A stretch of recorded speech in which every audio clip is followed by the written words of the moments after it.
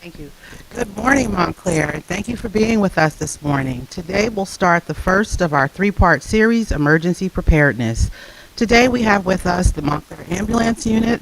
Allow me to introduce Chief Mazza, Deputy Chief Craig, and Captain Jonathan Pryor. For those of you at home watching, please make sure that you send in any questions that you may have. Will be April 5th, and that will be Stop the Bleed. And we encourage residents to come on out and make sure that they're well informed on all of emergency preparedness. With that being said, again, thank you all for being here, and I will turn it over to Chief Mazza. Thank you again for coming. I'm going to turn it right over to Deputy Chief Craig, who's going to get us started, and we're going to roll through the slideshow.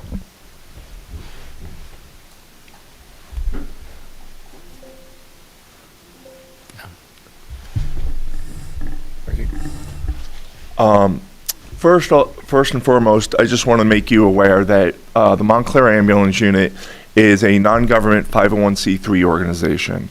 We're not actually a part of the Montclair Township, even though a lot of people believe we are, but we work hand in hand with the Montclair Township.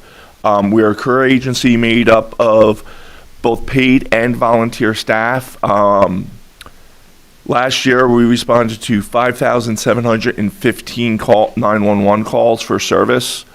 For community outreach and education, I will let Jonathan Pryor speak. Good morning.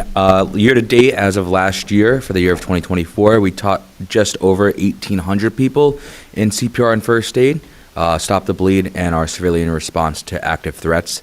We offer a slew of classes from lay responder CPR, first aid, all the way up to healthcare provider CPR, Stop the Bleed, and child and babysitting safety. For our community outreach division, we've attended multiple events in the township of Montclair and throughout the county. For Montclair specifically, we attend Montclair Jazz Fest, Montclair Pride, Walnut Street Day, the Bunny Springtime Fun, and we do a lot of touch a truck and station tours to the Boy Scouts and Girl Scout troops throughout the township. Back to you, Mike. And then just from a funding perspective, since everyone always asks us, we are primarily funded through billing patients insurance. That covers 75% of our budget, which really covers our salaries, payroll, benefits for our staff. And then the other 25%, everything from ambulances to maintenance on the ambulances to medical supplies, even toilet paper. All that comes from donations or grants or things like that. The first thing we're going to kind of go over, and know this class is about an hour, and I'm hoping to leave some time for question and answers. And we also have some free material for you guys to pick up after the class, is the preparedness barriers. The presentation I'm currently giving you is from 2024. FEMA has not actually come out with the 2025 agenda yet, which their theme was start a conversation. And it really is to start thinking, talking about it. Maybe if you're talking to one of your neighbors, like, hey, I went to this class and now I'm better prepared for an emergency, it'll get them thinking. We'll talk about the national preparedness community and the basic steps. Emergency management goes into what we call an all-hazard planning, which we try to think of anything, no matter how remote, and try to prepare for it.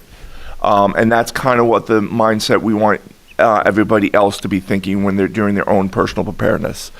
And personal preparedness steps is build a kit. What do you need in case you needed to leave your house right away, or if an emergency happened around your car, you got stuck in traffic and there's no place to go. What do you need in your car? How to stay informed, and different ways you can get involved. This presentation will also be available through the Montclair website, township website, which we'll give them after this class, which will also have the links to the FEMA sites. We talked about the national preparedness is to increase the overall number of individuals, families, and communities to engage and prepare at work, home. The main reason we created this program was during Hurricane Sandy. I was stationed at the township EOC for almost 2 weeks. And during that time, all emergency services in town were stretched very thin. There were power blackouts, trees down, the gas shortage, the snowstorm. And during the first week, we had 43 requests for what we call welfare checks. Everything from, I haven't had power in my house in 2 days, I don't know what to do, to some people who have medical conditions that didn't know how to use their backup oxygen, to family members that haven't been in touch with their other family members in 3 or 4 days. And what the Montclair ambulance unit did at that time was assist with the police department in these welfare checks. So we sent crews out there to find out, hey, what's going on, things of that example. And some people said, oh, I went to the store and I bought my bread and eggs and milk and thought we were going to be good, and then a tree fell in front of their driveway. They couldn't leave, the power went out, and 4 days later, they're still stuck in their house. And because of that is when we decided to work with the ready.gov site, create this presentation, and actually give out this program. There's the National Preparedness Community. Ready.gov is the updated website, which gives you continuous information. Every month is a different theme. September is the National Preparedness Month, which tries to really engage a lot of the community, and we'll be doing this class then as well. The Ready.gov website also has a lot of this material in multiple languages, as well as they also had it in Braille. You can order in Braille. I'm not sure if that's still existent today, but I know at one point it was.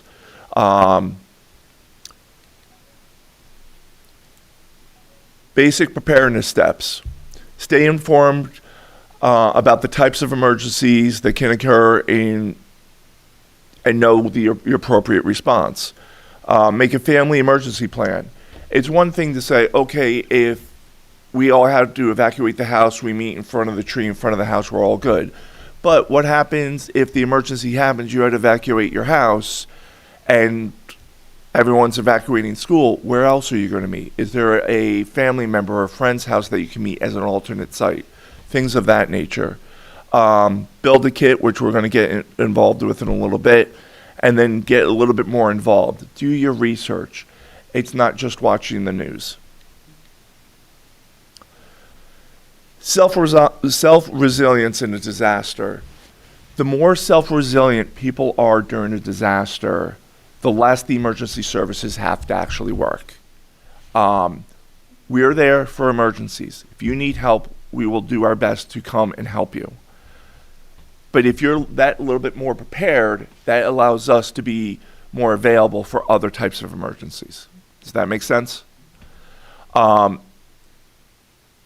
Self-resilience extends to helping neighbors and friends. When I grew up, everybody used to make fun of me because when a snowstorm hit, I shoveled out my own house, then went over to my elderly aunt's, and then I went over to my sister's house, and then I went over to my brother's house, and like I would just spend the whole day, and then be like, shovel out my aunt's house. All right, do you need milk? Do you need this? Do you need whatever? Just because I'm taking care of my other family members. Same thing goes. Check on your neighbors. Make sure they're okay. During Hurricane Sandy, I currently live in a condo complex. I made sure that we called my neighbors to make sure that they were okay. Because sometimes people just don't know what to do. Know your local risks. The types of hazards. Just out of curiosity, who here can say what type of hazards are there in Montclair? Other than parking. I know that's always a fun one. Flooding. Okay. What else? Hurricanes. Anything else? Fires. Okay. Okay. Hurricane Sandy. One of the largest hurricanes that ever hit the Northeast. We were so prepared for flooding and got almost zero in Montclair. We did not get any flooding in Montclair. The Jersey Shore got a lot of flooding from the ocean. We did not. Our issue was power outages and tree limbs for a much longer extended of time.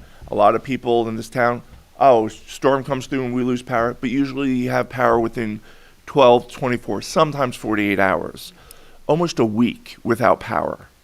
One of the things the Montclair Ambulance Unit does is any skilled nursing facility or the senior centers in town, we literally call them before and say, hey, how many people do you have living here? You guys still have a working generator, right? What type of fuel does it take? During Hurricane Sandy, we went to certain places and like, here's our generator, it stopped working. Did it run out of fuel? I don't know how to check. What type of fuel does it take? I don't know. So because of that, now every time there's a predicted storm, our lovely Jonathan Pryor here usually starts calling all these places, getting updated information, checking on their status, how many people are there. In addition to that, 3 days after Sandy hit, we had 3 inches of snow, which made it even more challenging. And then in top of that, because of the power outages, there was no fuel. And a lot of the older generation actually remembered what odd and even days were, and the newer generation had to get out and actually look at their license plate to get gas.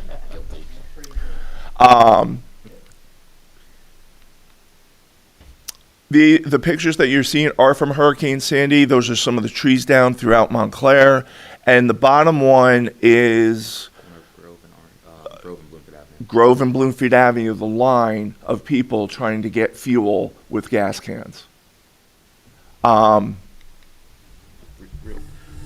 Real quick on hurricanes as well. So when we think of hurricanes, we think of power outages, we think of the trees down. One of the modern conveniences that we all have, cell phones. I was deployed down to North Carolina for Hurricane Helene. We had no cell phones for 3 days. There was literally no way to contact anyone. So that's why having emergency plans, memorizing certain phone numbers that you might need, when your phone dies and you're not able to charge it, maybe you can get to a landline or something that you can call somebody. Having those numbers memorized or written down is crucial. During Hurricane Sandy, we were a part of what we call the New Jersey EMS Task Force. So during larger scale disasters, we deploy with other agencies to assist townships or areas that are hit even worse than our current one. And we were lucky enough that we had a robust amount of people that we were able to send people down to Jersey Shore, and you also have pictures from that. One of the challenges that we did not expect was there was no cell phone service down at the Jersey Shore, especially on the islands. We had to teach people how to read maps because they're like, my phone's not working, my GPS isn't working. They're like, well, here's a map. How do I use this? And it's something that a lot of the older generations take for granted, but if you don't teach the newer generation on how to look up a street index and the page number, it's a lot harder than you think. Power outages, winter storms. We usually get hit with one every few years, a decent one in Montclair. Unable to travel, heat, pets. One of the things I remember growing up in this area was the dog that my father and I had was a small Pomeranian. And when we had really bad snowstorms, I had to dig out a space so my dog can go out and do his business, because if not, he would jump out and then just sink and you couldn't see him because he was just such a small dog. Checking people on the elderly. We all know times are tough right now, so a lot of people try to save money by conserving the utilities. And if somebody's heating their home with a oven, that's very, very dangerous. It's really, really important that you check on your elderly, or if you have special needs families or whatever, and if you walk in and realize they're heating their house with their oven, hey, why don't you come over and sleep over at my house for a couple days? Unable to travel is another big one. A lot of people just don't know how to drive in snow. Power outages, we talked about. A lot of people don't realize if you lose power, if you have an electric stove, it's not going to heat your house. Or, hey, let me use the fireplace that's been in my house that I've never used. That's probably a bad idea. Or, hey, I'll just charge my phone with my car. Well, if you have an attached garage and you run your car, that could lead into more dangerous situations. Heat waves. Currently, for winter storms, there's what they call cold blue. If it's too cold and a person's homeless or whatever, or their house doesn't have heat, we have shelters that you could put them into. They are coming out with a new law, I think it's called Code Red, which is the same thing where if a person doesn't have adequate air conditioning or if the temperature's too high in a certain area, that they can go to these cooling places. Heat wave. Heat waves sneak up on people. I'll open up the windows, I'll turn on the fan, and then we start to experience it, especially later on, when people aren't drinking enough of water. Or, oh, I drank coffee and soda. That's not hydrating yourself. Or they don't understand certain things about, like, if your urine is really, really dark, that means you're starting to get really dehydrated. There's a lot of things that come with heat waves. Flooding.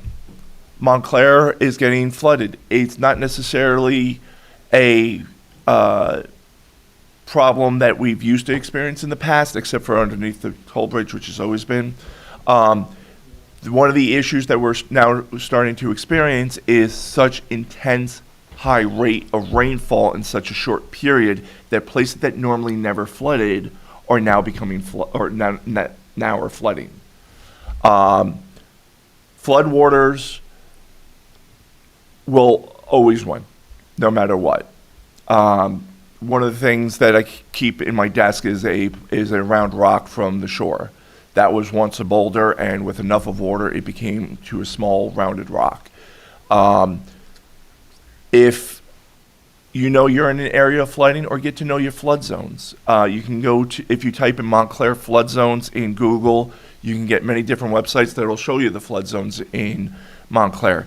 Montclair is mostly on a hill, so you wouldn't think you have a lot of flood zones, but there are actually a number of flood zones. Particularly with flooding, we don't want to go into the floodwaters, right? You don't want to step out into the floodwaters, and there's a couple reasons why. Depending on the type of flooding, you might have debris from storm drains, debris from houses, debris from anything. That water is not clean, right? You've got different chemicals and things like that. More importantly, sometimes with these larger flooding events that come rapidly, manhole covers come up, and you won't know they're up until you're walking through the floodwater and you fall into the manhole. So it's things that that people don't think about, that when it comes to flooding, it could be a couple inches of floodwater, but if it's brown and murky and you can't see, you could find yourself in a really bad situation. Which, know your flood areas. I cannot express this enough. Turn around, don't drown. The amount of times cars say, oh, I can drive through a puddle like that, is, and I'm sure the police department probably has a statistic somewhere of how many cars that were lost underneath the bridge on Park Avenue. Because they're like, oh, it doesn't look that bad, and all of a sudden the flood of water. It only takes 3 inches of water to move a car. So if you're not sure, don't turn around, don't drown. 6 inches of fast moving water can knock over and carry away an adult. If you see water and you're not sure, just turn around. Air quality. Everybody remembers 2 years ago? Last year? Yeah. When all of a sudden the sky turned red. And this happened very, very quickly with the Canadian forest fires. Not something I had in this prior presentation when I originally created and started teaching it. Now it's starting to become a regular report with the weather. What's the air quality? It can happen from forest fires, from heat waves, from different types of incidents. If it's a hazardous materials incident, I've seen it during a snowstorm. There was a structure fire, and because it happened during a very heavy snowstorm, the smoke couldn't go up. So it literally went up and then went right back down, and then people started getting reports of what we thought was another forest fire down the hill. It wasn't. It was all the smoke from the from the house fire going down. We all know how to wear masks. It's not a bad idea to have a couple extra in your car. Earthquakes, another one I never thought I would have to put here, but now it's becoming more and more of a frequent thing in New Jersey. A 4.8 earthquake happened in New Jersey. A lot of more people remember the one that happened in Virginia because they felt that one a little bit stronger because everything did shake. Earthquakes are new to this area. We're not very prone to them, but they are now starting to happen. In the event that you feel an earthquake and you get scared, first thing you need to do is stop with what you're doing and find cover, whether it be underneath a table or in a door frame. If the FEMA also runs what they call the National Shakeout, where once a year they try to get as many people as possible to do a earthquake drill. They say earthquake and everybody gets underneath the table for 30 seconds to protect themselves. If you're outside, stay away from glass. If you have somebody who's disabled in a wheelchair, their basic cover is cover their head and then go to their knees. You drop, you get cover, and you stay there until the earthquake is finished. The last earthquake that happened in Montclair actually did sustain damage. We had damage to a water main.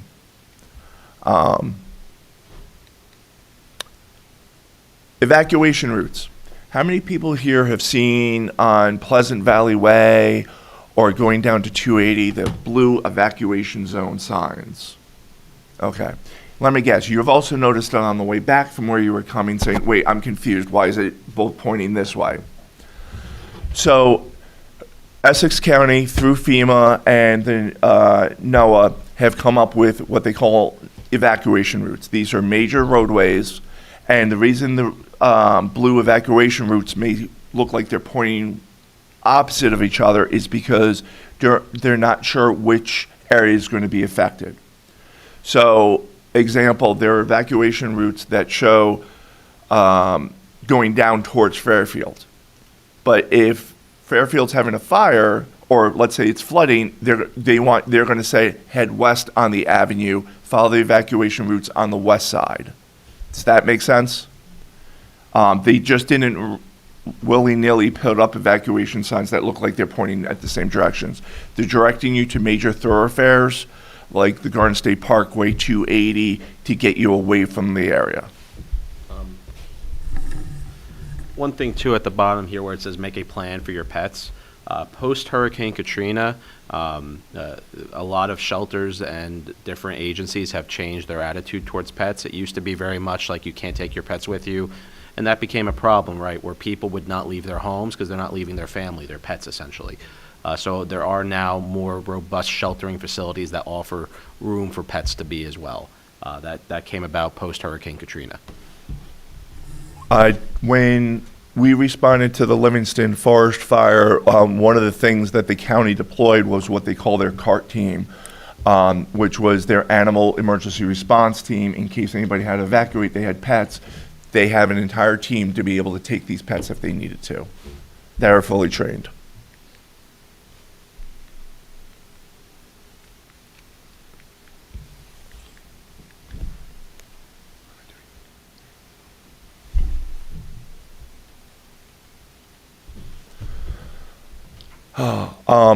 Build a kit. Disasters can happen anywhere at any time. Be prepared with emergency supplies, in the places where you live, where you work, and how you travel. You can learn a lot more at ready.gov, build the kit. Hit the next slide.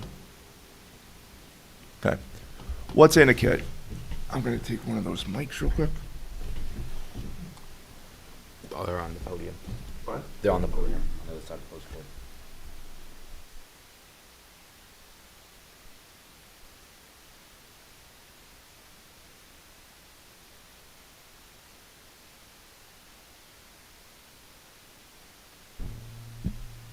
Hello? Okay. I can give you a specific list, and the list that is provided not only in some of the materials that we have, but also on the website, give you ideas. My kit is going to be different than the mayor's kit, different than James's kit.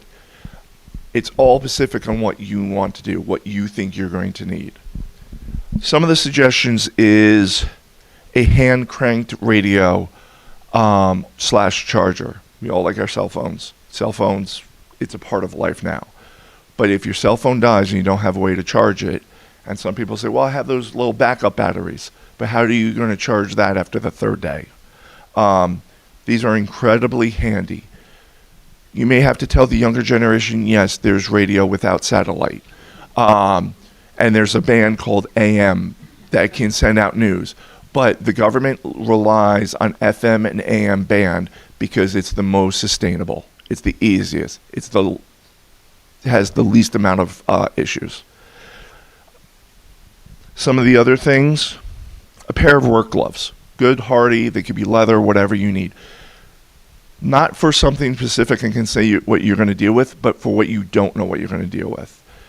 Usually during disasters, there's going to be garbage, trash, whatever, and you're like, I really don't want to touch that with my bare hands. And I would also have a large number of like rubber gloves.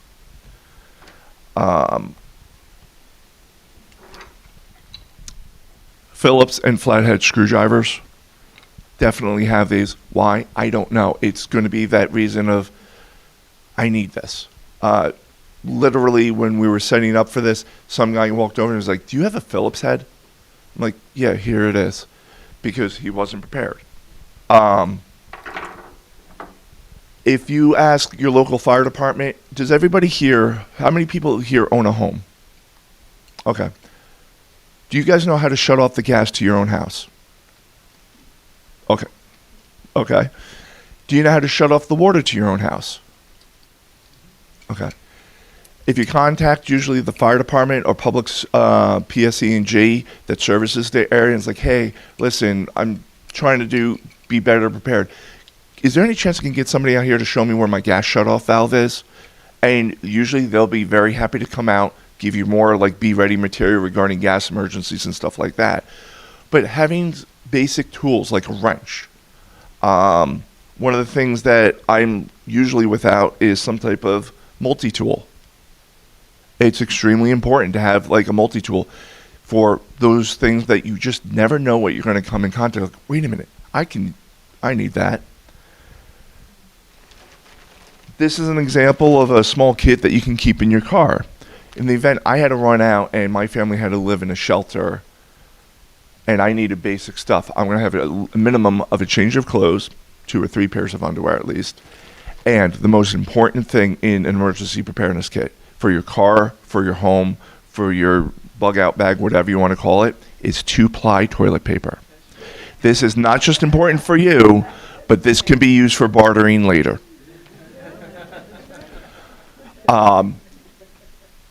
We all think it's funny. I have stayed in a shelter for almost 2 weeks during an ice storm back in the 90s when I was a part of a federal disaster team. I will tell you one thing. When they found out that you have 2-ply toilet paper, I could get a steak dinner that night. It was amazing. Another thing that's mentally for life-saving is buy a deck of cards. Have card games. If you bring in a deck of cards or some type of card game into a shelter for whatever type of disaster, you're going to be king. Because People sitting around not knowing what's happening, it's a good distraction. And if it distracts the kids, it's really going to help the parents. And from a parent, I will say it will save the world. Utensils. Basic utensils, because you don't know what you're going to need. A rain poncho. A rain poncho is not just for the rain. You never know what you're going to use this waterproof clothing for.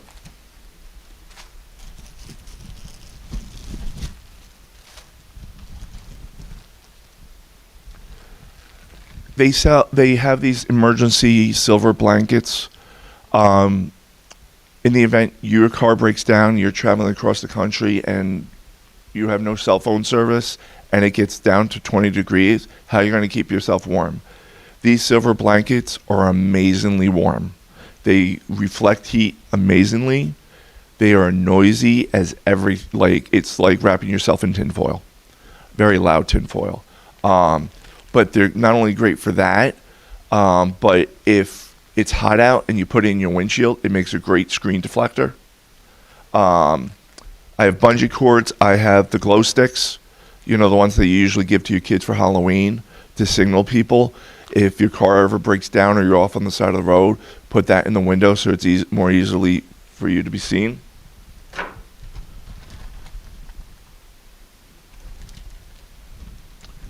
I did have a Ziploc bag for my emergency pet kit, which had canned dog food, a toy, things of that nature, and a bottle of water. That way, if I have to leave, grab my cat, dog, fish, whatever pet you have, run out, I have something for them until I can find that out. We talked about games.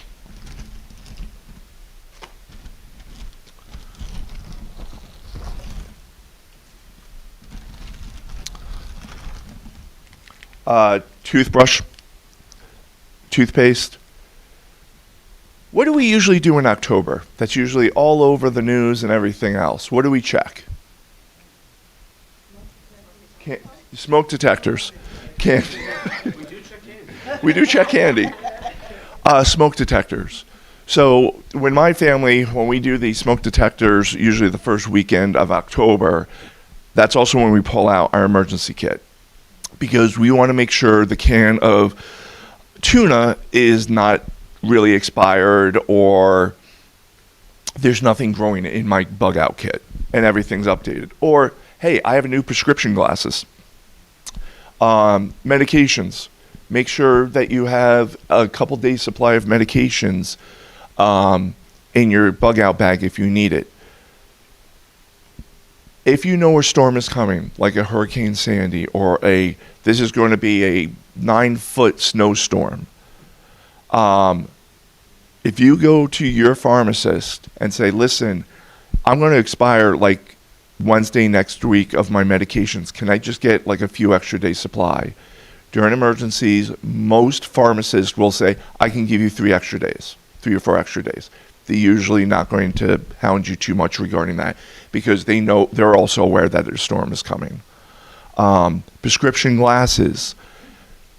In all your kits should be not only be ready checklist, but an emergency, like a copy of your own emergency plan. Because I know my wife's cell phone number off the top of my head. If I ask certain people if I ask my sister, what's Nicole's cell phone number, she's going to say, I don't know, I hit Nicole on my cell phone. Because a lot of the younger generations don't remember phone numbers like we used to. So in the event you don't have your cell phone or there's no cell phone service and they have to use a landline, which I know is rare these days, but they still exist, how are you going to be able to operate it? All these things you don't think of until you're stuck in that emergency. And that's why we do these programs. Over here,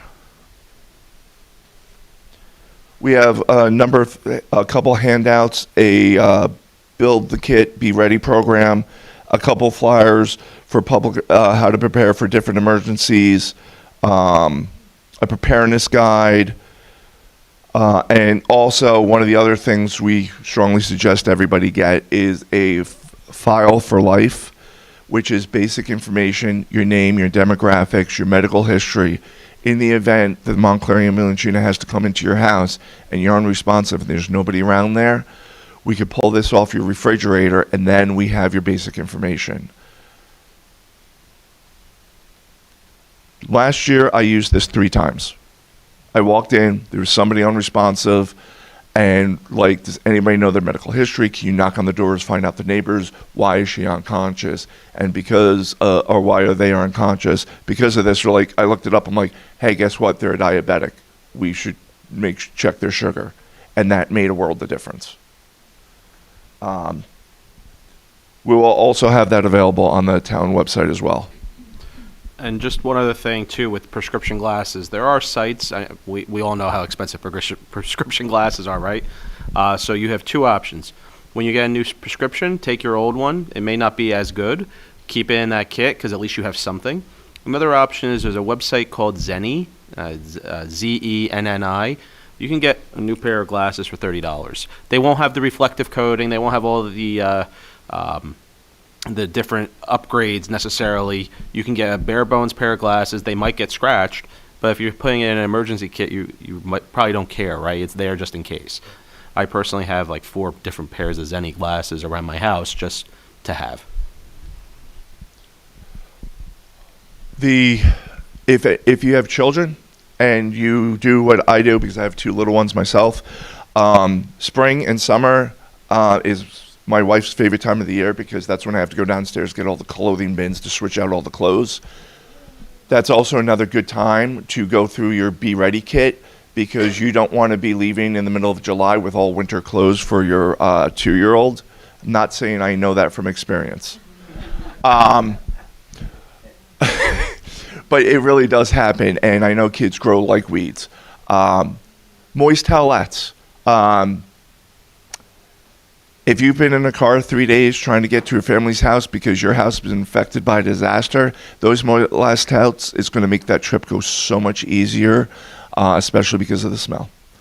The one thing, I don't know what happened to it, and I've experienced this in a shelter, a manual can opener. For the older generation, you're going to be considered gods when you show kids how to use a manual, sit there and unscrew it, because they are just used to the pop open things and things of that nature. Local maps, we talked about cell phone chargers, flashlights with extra batteries. There's even flashlights out there that if you either shake it or they have a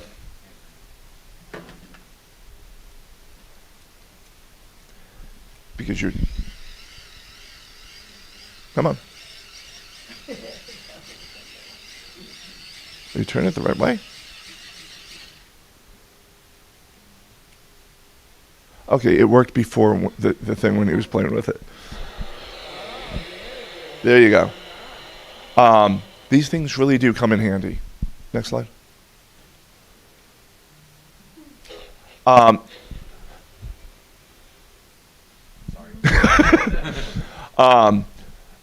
Make a plan, and every plan's going to be different. One of the things that comes back to making a plan, your workplace, does it have a plan?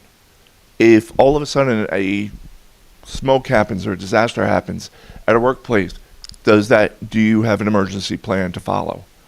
The most famous one, that business plan that I've ever seen was, what's the name of the business? Cantor Fitzgerald. They had an emergency preparedness person that every month did a fire drill at the World Trade Center. And they just didn't say, okay, get up, go to the entrance, you're done. No, they had to go down I think it was like 92 flights or whatever it was, and evacuate the entire building. And they would do it, and the person that was also in charge of it decided, I'm going to do spontaneous ones. And in his contract, no matter who it was, had to do it. Didn't matter if it was the CEO. And he did it in the middle of board meetings. They did not like him. They loved him after 9/11. They did not lose. The only person they lost was him, because he went back into the building to double check. And because of their training and the plan that they had, even though after the first plane hit, they said, get up or everybody evacuate. And they said, no, you guys stay in place. He's like, no, we're all evacuating. It doesn't matter. It happens once, we all get out. That was one of the best plans from 9/11. Your plan is just as important, but just don't make a plan like, okay, if there's a house fire, we're all going to meet in front of neighbor Jones's tree. It's, hey, if something really weird happens, God forbid, like another 9/11, and you're at school and you're at work and I'm out shopping, we're all going to meet at this one location. And if that location isn't accessible, have a backup. The Navy SEALs have a very good term that I like, is 1 is none, 2 is 1. So always, no matter what you have, always have a backup for whatever you're planning. In my car, my wife's car, we both have like little emergency kits. I have one at home. Now that I'm saying this, I realize now it's getting warmer. I have to switch out the clothes. Which my wife is going to be so happy with, because then she's going to have to go out shopping. But make sure this plan, if the format of the family emergency response plan doesn't fit you, make up your own. Do whatever suits you. What's your emergency response plan? Do you have anybody out of state? Next slide. Get involved. Reach out to your local organizations. Citizenscorps.gov usually has a list of them. Both James and I are deputy OEM coordinators for the township. We're also very involved with the county as well. Take CPR classes. Some people are like, I took CPR back in high school. It's changed a little bit. CPR has to be recertified every 2 years. Same thing as first aid now. Stop the bleed classes. All these, the Montclair Ambulance Unit offers all these classes and more. Jonathan talked about them earlier. Community emergency response teams. I know the county has a community emergency response team. Basically, during larger scale disasters like Hurricane Sandy, there are civilians that come out to assist the emergency responders. Everything from, instead of having a police officer block off a road for traffic, a CERT team member can assist with that. They're trained in certain emergency procedures and how to help. Everything from search and rescue to hypothetically structural collapse. And instead of tying up a police officer or a fire truck with certain road closures, they learn how to protect that area. They can provide first aid. They can provide first aid, like at a first aid tent. Community emergency response teams are actually a very valuable asset to certain communities. I know the county has one. Does West Essex has one? West Essex has one that their CERT team also does mans the shelters, which is really good, because then when you go into a shelter, it's usually a neighbor that's running the shelter, and that makes you feel a little more comfortable. These are more resources. We are going to double check all these websites before we publish them to the township, just to make sure they're up and operational. And again, I apologize for the 2024 material. The FEMA has not come out with anything updated for the 2025. And just one suggestion, when these are published to the township website, download them as PDFs, because who knows what's going to happen if the site will disappear tomorrow or a month from now. The ambulance unit does have all the material that we have gotten our hands on that's downloadable in PDF. In the event you know somebody that would like this course, but in a different language, Spanish we can definitely do.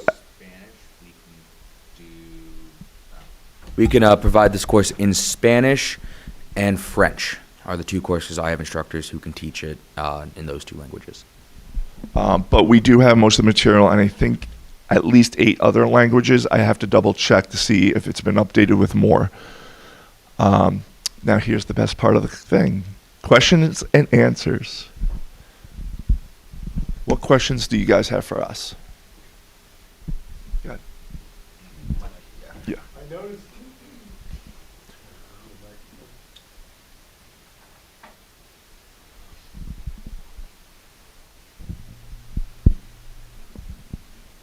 What caught my eye was the gallon of water per person per day for 3 days. That's a lot of water, and how do you suggest managing that? And you can't take it with you, right? I mean, we're talking about gallon jugs for like maybe 12-gallon jugs. That's a very, very good question. The reason it's a gallon a day for water is not necessarily just for drinking, but it's also for hygiene. If you lost water to your house, what's the first thing you're going to notice? Can't flush. So that comes into fact to it as well. One of the things that we carry, that at least I carry, and I know James and Luke also, is what they call personal water filters. They're like straws where if you take 1 gallon of water and it goes through a filter. Sorry, we literally just got these in the other day. Some of these you can hook up to bottles of water. So if you took like stream water from by the high school, you put it through the straw, it would be safe enough to drink. Yeah. I carry that, and in my personal car, I always carry a 6-pack of like that bottle of water, which isn't a gallon, but it will get, I'm hoping that it'll keep me long enough so I can get to a bigger source of water with this. In addition, from when I used to do search and rescue, wilderness search and rescue, I have a inflatable gallon jug, but it folds down to this when empty. You can, if you go to Amazon or whatever shopping institution, or go to your local stores, the hardware store on Park Avenue, Royal Hardware, yeah, American Royal. I know they, if you ask them, they're usually good at finding things as well, or any of the local businesses. I know, Mike touched on it. I have probably 4 different ways of filtering water in my personal kits. I've got water filtration tablets that will clean the water. I've got like those life straws. I've got means of creating fire to boil water, as well as I just added a rainwater collector, so I can collect rainwater and then filter it as need be. They also create, and they're relatively cheap. You can put it in your bathtub, and it hooks up to your bathtub. You can basically, it's a plastic liner. You can fill your whole bathtub with water before a disaster. Like if you know a hurricane's coming, you know something's coming where you're not going to need to necessarily shower or bathe, but you want to fill your tub with water. But it fills in this plastic barrier so it's not in your tub, and you can pump it from there. If you have friends from Florida, and because those people are used to hurricanes like we are to heat waves, you ask anybody from Florida, oh, another hurricane's coming? The first thing they do is fill up the tub, and then as well as fill up their freezer with ice. Okay? Because what happens is you don't open up the refrigerator, but you store all the ice in the refrigerator, and it makes it last that much longer. That's a good question. One of the other things I have in each one of my kit, when you change your, if you have a washer or a washing machine and dryer, and that lovely lint, guaranteed to start a fire. I just took a little bit of it, put it in a Ziploc bag, and I keep a small bag of it in my Be Ready kit. What other questions can I?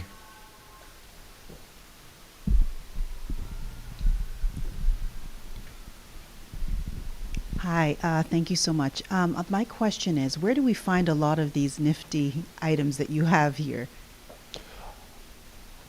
So a lot of them you can actually find on Amazon or similar sites like that. REI, which is an outdoor cooperative purchasing group, has a lot of them. For the radio, the Red Cross actually makes a really good one that has the USB chargers on it, so you can charge a phone, and they also make ones that are solar powered as well. There's a lot of different sourcing for these things. I know I personally have spent way too much money on Amazon, and as well as local shops. I bought this one at American Royal Hardware. Granted, I know they're going to be like, well, we're out of them now, because they usually stock one or two.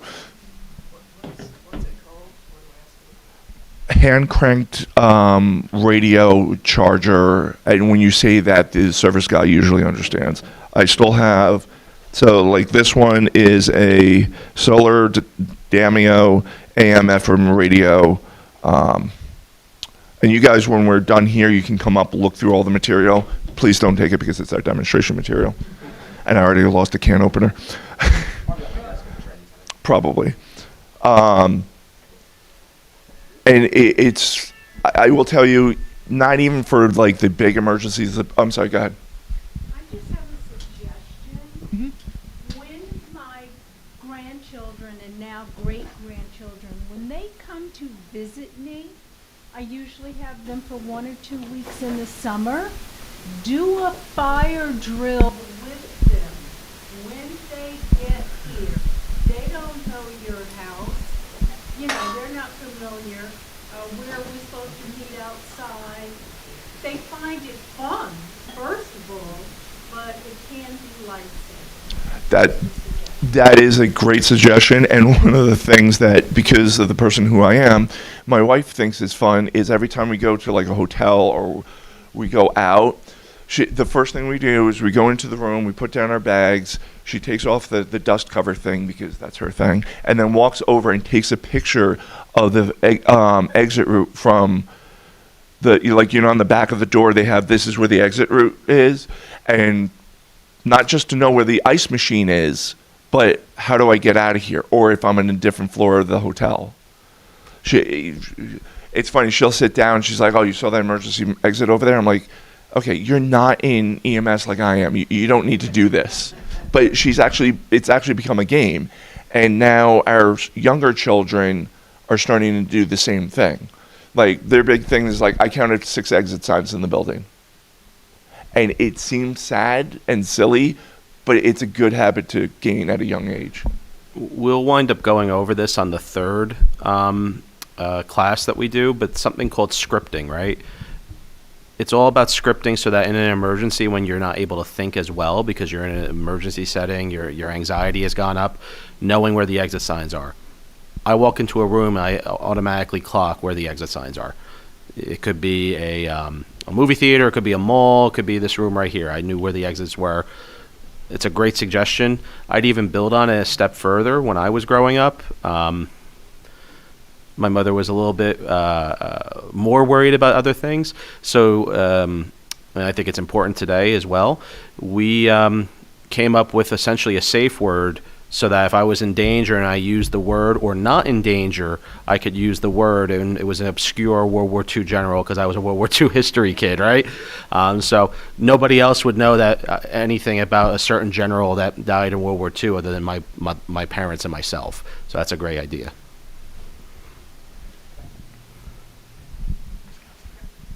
So thank you for this great presentation. 2 things I wanted to touch bases on. When you talked about stormwater, the flooding that we're having, just know that on our township website, there's an interactive stormwater map. You can actually go on our website, type in your address to see where you live if it's in a stormwater or flooding zone. So that's a very interactive map. Anyone can use it. The other thing I wanted to touch on was the maps. Do you think there's something that your organization can offer for people, younger people like my daughter who's 30 and relies on GPS? As a kid, my father taught us how to read maps.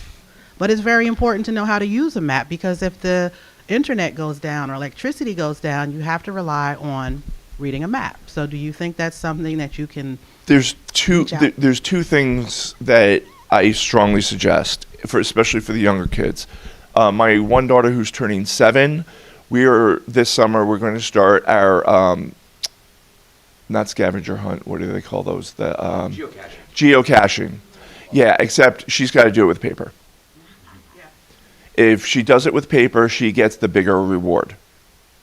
And it's something really, really simple like that.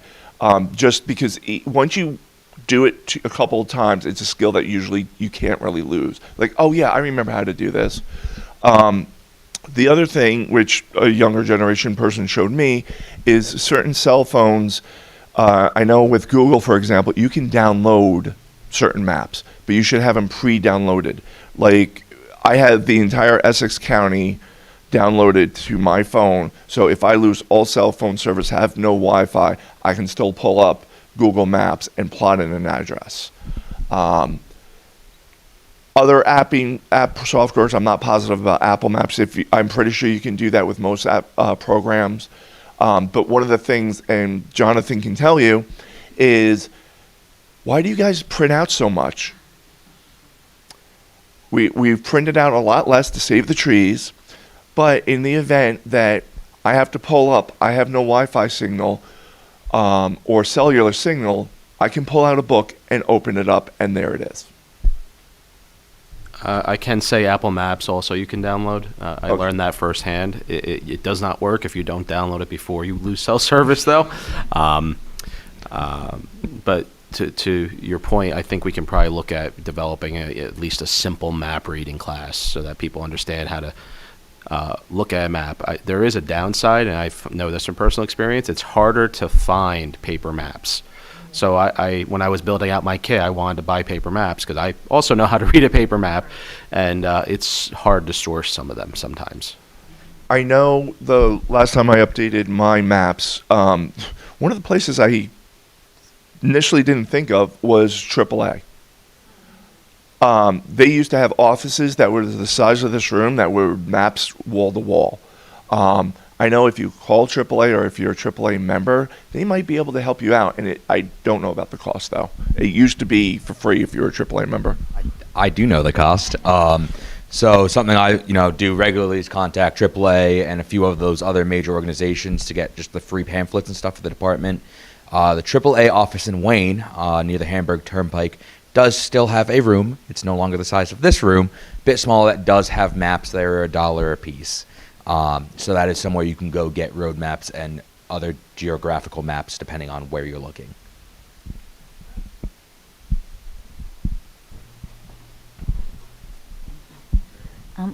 What about folks with limited mobility? And is there a way that as a township we kind of have a sense of who they are and where they are that they can get support in advance of their being? So I know on the township website, and I'm currently working with the new with the OEM, that there was a people with disabilities register. We're trying to, since we're trying to find that registry again and make sure it's active and live. I will tell you one thing, that with every patient that we see, when a certain disaster happens, certain people with the more high-profile disabilities, people that are on ventilators at home, or we know that are much higher disabilities, prior to a known disaster headed to us, we put those people on it, and sometimes we do call them. For the registry, I have to get back to you on that.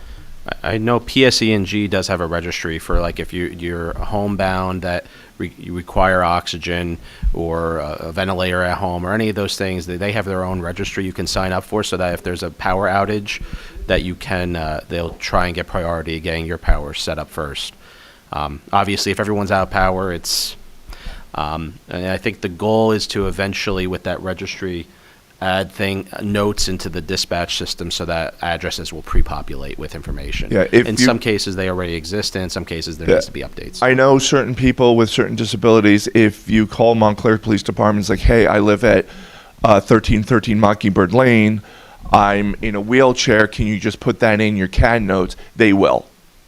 That way, if, God forbid, a fire gets called out, that will come up on the dispatch to that fire department. It's like there's a wheelchair-bound person in it. My question is related to this. So in the event of an evacuation, what are your recommendations for people who are on ventilators and things of that nature? And then the second part of that question is with regard to PSE&G and the police department or the ambulance units, what type of plan do they have in place, should there be an evacuation, to get to those people first, if need be? Excellent question, and you do what I pretty much do every time a disaster is approaching, is I plan for that. I literally, and that's like, we call 340 Orange Road and say, hey, how many residents do you have? Do you have anybody, how many people are in wheelchairs? How many people are on oxygen? How many people are on ventilators? We have partnered, we are members of the New Jersey EMS Task Force. We coordinate very closely with the county OEM and EMS coordinator.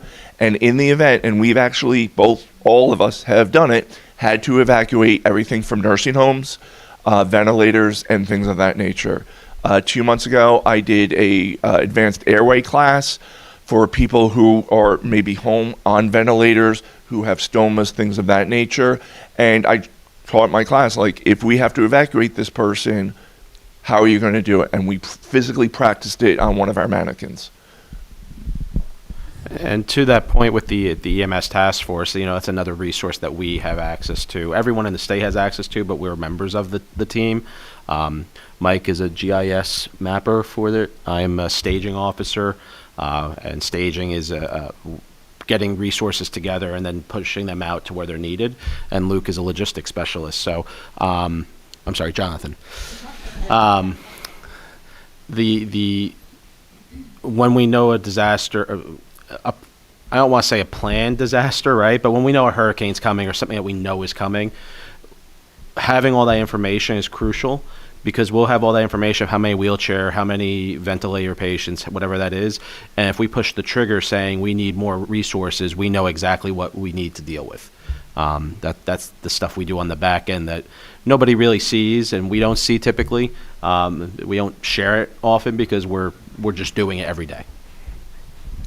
Thank you very much. So for anyone who may be listening to this, who has not yet been plugged in, how do they connect? Should it be through the police department, like you said, PSE&G? Is there some other method in which they can get themselves in the database? If you have some type of disability and you want to make sure that the emergency services are aware of your disability, especially for emergency cases, I would contact the police department on their non-emergency number and say, listen, I just want to make you aware, can you put in your police dispatch report that this person's on a ventilator, this person's on a CAD, and that will be the quickest way to notify the immediate responders. And when we get more information regarding the special needs registry or things of that nature, we will send it out via the council and everything else. One last question. I just want to touch also, the dispatch CAD system doesn't interface with the PSE&G, so you also want to contact PSE&G directly for that. Question, Madam Mayor? I was just wondering Thank you. At the outset of the meeting, you discussed two sources that assist you. Does the Township of Montclair provide any resources towards your services, and other than the wonderful facility that you're in, that is, probably multi-million-dollar facility, and the parking which we provide for you, which is, prime dollar? Does the Township of Montclair provide resources for you? The township, twofold, to answer that question, is a twofold answer. The township provides our workers' compensation insurance, liability, and all the different insurances outside of health insurance that we pay for separately. Additionally, our fuel, which we're eternally grateful for. And then we have partnered with the Montclair Health Department to run opioid-specific training that is grant-funded through the opioid settlement funds. We are providing opioid training to the township free of charge to the residents as part of that grant funding. Thank you so much for what you guys do. I appreciate it. So that's going to wrap up today's event. We want to thank the Montclair Ambulance Unit for being here. Emergency preparedness, part 1 is very, very important. Thank you for all the people here in attendance today. The reason I want to kind of end it is because Luke has a baby shower that he must get to, and we don't want his wife to be upset. You're welcome to come up and take a look at the items that they presented today. There's some take-home materials, and if you have any questions or any other ideas that you think we should be presenting, feel free to email myself, the mayor, or the Montclair Ambulance Unit. So thank you all for being here.